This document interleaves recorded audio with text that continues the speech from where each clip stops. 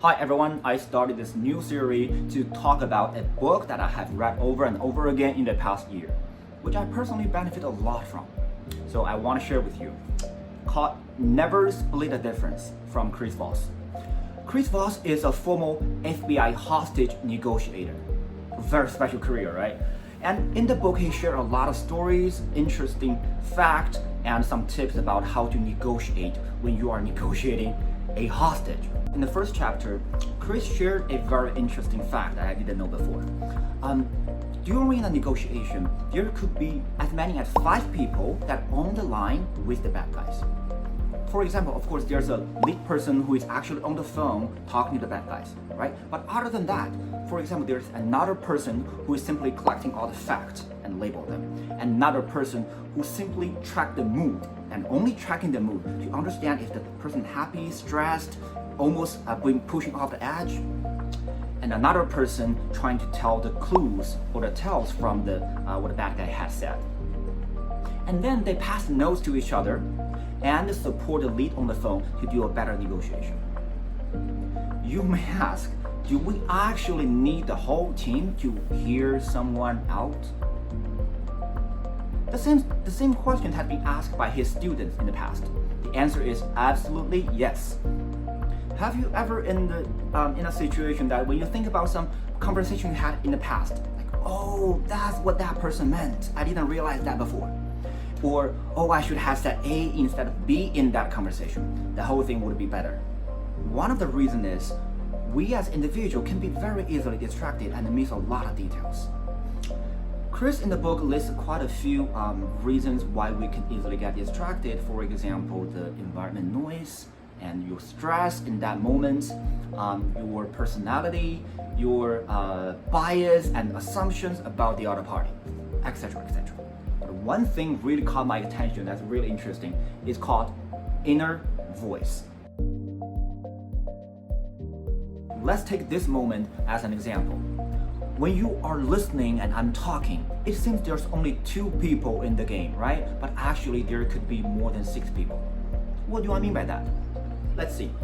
When we are having this conversation, you are listening, but there are so many other voices in your mind while you are listening.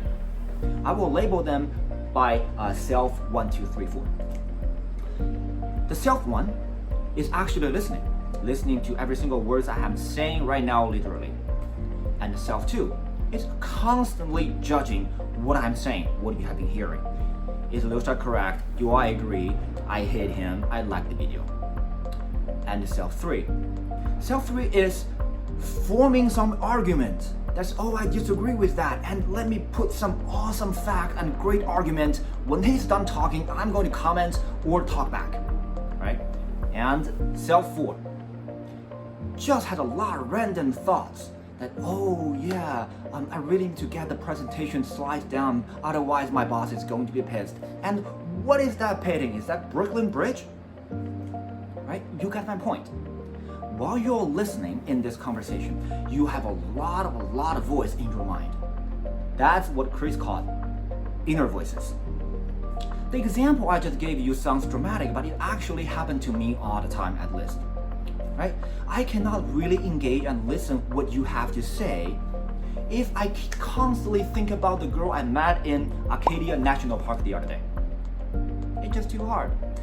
Because the self 1 is distracted by all other inner voices. AKA, we are distracted by ourselves. I categorized inner voices into these following 4 categories. Number 1, self 1, listener. Listener is the person we want to protect. Alright? That is the person who's actually listening and can be the good listener we want to be. Number 2, the judge. The judge is constantly judging every single fact the other party has said. And not only that, everything in the environment that we are in and whatever the experience we had in the past. So constantly judging literally everything. Number 3, the debater. The debater is actually anxiously waiting every single second for the other party to shut up so the debater can talk. And number 4, the wanderers. The wanderers is talking about all the random things. Your kids, your medical bills, the party you had the other day, or the girl you met in Arcadia National Park. Now we know we have all this type of inner voices in our mind. How can we quiet them down? In the book, Chris actually mentioned very high level briefly. Basically, he said you should focus on what the other party had to say and not your voice. But I think that one is actually missing the point, because the reason I cannot focus is because I have all the crazy voices in my mind. How can I focus with that, right? So I want to dive deeper into it and share how I managed to quiet some of those voices. Out of all my inner voices, I only managed to calm down the debater. Because I was actually a very typical debater. Whenever the other party is talking, there's a voice very loud in my mind constantly just saying, yes, please shut up. I know what you're saying. Let me speak. So I'm actually not listening. I'm just waiting for the other party to shut up so I can talk, right? That's annoying. I tried different things, but it actually didn't work.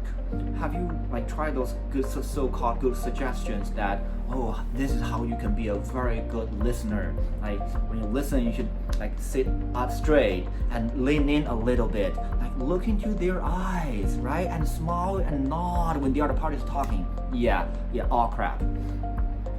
Because if my mind is very busy, if my mind has all the voices yelling at each other, how can I listen? No matter what I do, following those suggestions, those just superficial behavior, it doesn't help at all, right? But everything started to change a little bit by little bit after I took some improv classes, which is basically help people to learn how to speak without actually preparing the speech in advance. For example, in some of the class, I need to get into the stage and the computer will pick 3 random pictures. And then I need to use the next 10 seconds to prepare a 2-minute talk and give a talk to the whole class. We learned some techniques and we learned some frameworks, and with a lot of practice like that, I slightly to gain the confidence that I know, okay, yeah, I really just need 5 to 10 seconds to form a good story, some argument, and give a 2-minute speech. And with that confidence in my mind, the debater really quiets down. Because from the bottom of my heart, I know, all right, let the other part talk and just listen, let that person finish. Then I still have enough time. I can still have enough time to figure out whatever I'm going to say. Okay, now wanderers. They are the tricky ones because the topics from all the wanderers in our mind can be very random. It can be literally everything.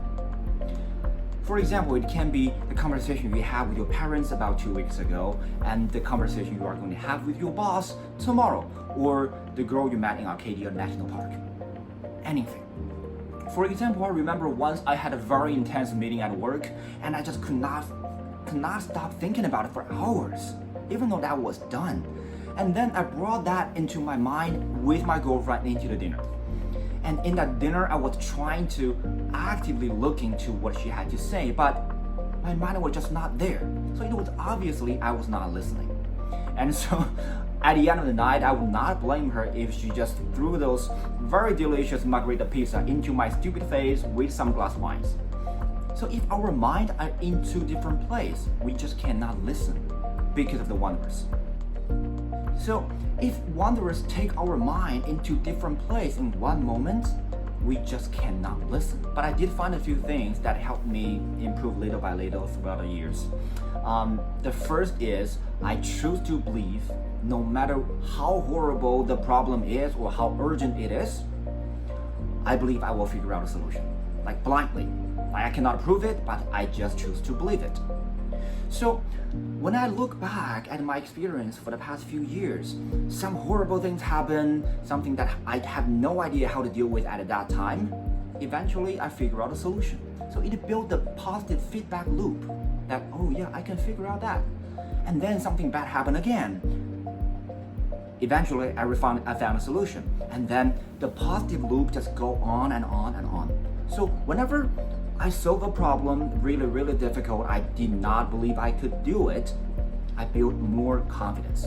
And little by little, throughout the past few years, I realized, I have enough confidence to believe whatever is going to happen in my life, and my work, and my relationship, I will figure it out.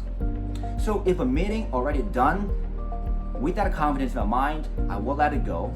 If some horrible things will happen tomorrow, my boss is going to fire me, I managed to keep that quiet and let me deal with that tomorrow. So I can still go have dinner with my friends and still focus and enjoy the dinner, rather than thinking about the conversation I'm going to have with my boss tomorrow.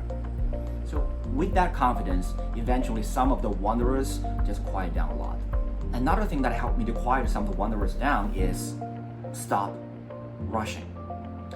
I remember once when I tried to get into the office, I saw the subway train leaving the station. I was just trying to run to the station. At the same time, I spilled my coffee. I hit someone. I didn't say sorry. I dropped my phone when I tried to get into the station. Right? And I still got the train. It left. But at that moment, I felt the rush. I just have to catch the train. That's why I run. But when I actually calm down and think about that moment, why do I have to do that? Will my life change if I get into that train? Will my company change if I get in that train? Will my coworker's life benefit from 5 minutes earlier when I get in that train into the office? No, nothing will change. It only messed up with my mind. My mind was just rushing to get to the train, right? And for God's sake, it's ACE line in New York City. There will literally be another train in 5 minutes. So I have really no reason to rush. Once I realized that, and then use the same way to just think about other moments in my life, I don't have many good reasons to cross the street when the light is red, right? Getting very angry and impatient when there's a line in front of me and I'm just waiting for my coffee. It doesn't worth it. I won't let the fact I'm going to get somewhere impact my moments and mess up with my mind right now. It doesn't worth it. So with that in mind, I start to realize, okay, a lot of wanderers quiet down. All right, let's do a quick summary. So from the book, we understand what inner voices is. It's the voice in our head that can really preventing us from listening. There are 4 types of inner voices. They are listeners who we should actually protect, and the judge who actually judges every single thing at the same time, and the debater who just cannot wait for the other party to stop talking so he can speak, he can present amazing arguments, and last, wanderers, who is actually talking about anything that happened in your life. I managed to quiet some of them down, but not 100%. I'm still working on it. For example, once I realized I can give a speech without much preparation in advance, the debater quiets down a lot. And the second, I realized if I figure out a way to live in this moment and without let the past and the future bother me, the wanderers really quiets down. Alright, that's all I have for this video for you. I put this video at the very beginning of this series because I think listening is the foundation of every single conversation we have in our life, not only negotiation, right? Because if you don't listen, there's no conversation. And starting from next one, I will start to talk a bit more about speaking. And next one, I will be focusing on how and why we should slow it down. Alright, if you enjoy the content, please like the video and comment down below to let us know what inner voices you have in your head and how you quiet them down. And don't forget to subscribe. I'll see you next time.